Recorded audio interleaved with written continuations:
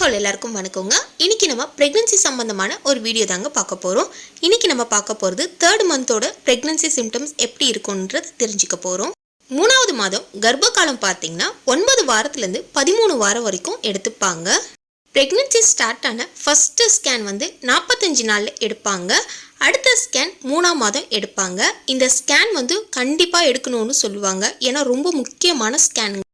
இந்த 3ஆம் மாதம் ஸ்கேனை 12ஆம் வாரத்துக்கு மேலே டாக்டர் எடுக்க சொல்லுவாங்க. 2 மாதத்துக்கு மேலே குழந்தையோட வளர்ச்சி எப்படி இருக்குன்னு செக் பண்ணுவாங்க. இந்த 3வது ஸ்கேன் பார்த்தீங்கன்னா என்டி ஸ்கேன்னு சொல்லுவாங்க. அதாவது நியூட்ரல் டிரான்ஸ்ஃப்ளூயன்சி. குழந்தையோட ஹார்ட்பீட் எப்படி இருக்குது, குழந்தைக்கு ரத்த ஓட்டம் எப்படி இருக்குன்றத பார்ப்பாங்க. இந்த என்டி பார்த்தீங்கன்னா குழந்தையோட பின்மண்டையில் இருக்கக்கூடிய மூளையில் ஒரு லிக்விட் மாதிரி சுரக்கும். ஸோ அதோட அளவை செக் பண்ணுறதுக்கு தான் இந்த என்டி ஸ்கேன் சொல்லுவாங்க. இந்த என்டியோட அளவு 3 mm விட கம்மியாக இருக்கணும். அதுக்கு மேலே இருந்துச்சுன்னா அப்நார்மலான குழந்தைன்னு சொல்லுவாங்க. இந்த 3ஆம் மாதம் ஸ்கேன் ரொம்ப முக்கியமானது. ப்ரெக்னெண்ட்டாக இருக்கவங்க எல்லாருமே கண்டிப்பாக எடுக்கக்கூடிய ஒரு ஸ்கேன். முதல் 2 மாதம் தலை மற்றும் வால் பகுதியாக இருந்த நம்ம குழந்தையோட வளர்ச்சி 3வது மாதம் ஆரம்பித்ததுக்கு அப்புறமா ஒரு முழு வடிவத்தில் வந்திருக்கும். அதாவது கை கால் தலையெல்லாம் உருவாகி மனிதனோட உருவத்திற்கு வந்திருக்கும். நீங்கள் 45 நாளில் எடுத்த ஸ்கேன் ரிப்போர்ட்க்கும் இப்போ நீங்கள் 3rd மந்தில் எடுக்கிற ஸ்கேன் ரிப்போர்ட்டையும் எடுத்து பார்த்தீங்கனாலே உங்களுக்கு அதோட வித்தியாசம் தெரியும். குழந்தையோட வளர்ச்சி எப்படி இருக்குன்னு நீங்கள் 3ஆம் மாத ஸ்கேன் ரிப்போர்ட்டில் பார்க்க முடியும். 3வது மாதம் ஸ்டார்ட் ஆன உடனே குழந்தை அசைய ஆரம்பிக்கும். ஆனால் அதை நம்மளால் உணரவே முடியாது.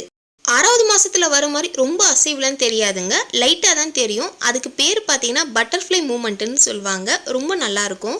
ஜஸ்ட்டு அசையும், கை கால்லாம் லைட்டாக அசையும், நமக்கு அது தெரியாது. ஸ்கேனில் பார்க்கும்போது பேபி ரொம்ப பெருசாக இருக்கிற மாதிரி தெரியும். ஆனால் ரியலாகவே நெல்லிக்காய் லெமன் சைஸில் தான் இருக்குங்க. 3வது மாதம் ஸ்டார்ட் ஆன உடனே குழந்தைக்கு சுவாச உறுப்புகள் கொஞ்சம் கொஞ்சமாக வளர்ச்சி அடைய ஆரம்பிக்கும். முதல் மாதத்துலேருந்து 3ஆம் மாதம் வரைக்குமே தலைவலி, மயக்கம், குமட்டல் இதெல்லாம் அதிகமாக தான் இருக்கும்.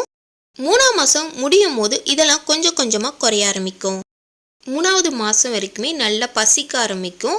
ஆனால் நம்மளால் சாப்பிட முடியாது, வாமிட் வந்துகிட்டே இருக்கும். ஆனாலும் நீங்கள் நல்லா சாப்பிடணும். சாப்பிட்டு கூட வாமிட் பண்ணலாம், தப்பில்லை. ப்ரெக்னென்சி டைமில் தண்ணி அடிக்கடி குடிச்சிட்டே இருக்கணும். யூரின் அடிக்கடி போயிட்டே இருக்கணும். ப்ரெக்னென்சி டைமில் மசாலா ஐட்டம்ஸை அவாய்ட் பண்ணுங்கள். கடைகளில் கிடைக்கக்கூடிய ஜங்க் ஃபுட்டு அப்புறம் ஃப்ரோசன் ஃபுட்ஸ்லாம் சாப்பிடாதீங்க. மோஸ்ட்லி ப்ரெக்னென்சி டைமில் வீட்டிலே செஞ்சு ஹெல்த்தியாக சாப்பிட்ணும். இந்த 3வது மாதத்தில் நமக்கு செய்கிற பரிசோதனைகள்லாம் என்னென்னு பார்த்தீங்கன்னா பிளட் டெஸ்ட் எடுப்பாங்க. இதில் சுகர் லெவல் எப்படி இருக்குன்னு பார்ப்பாங்க.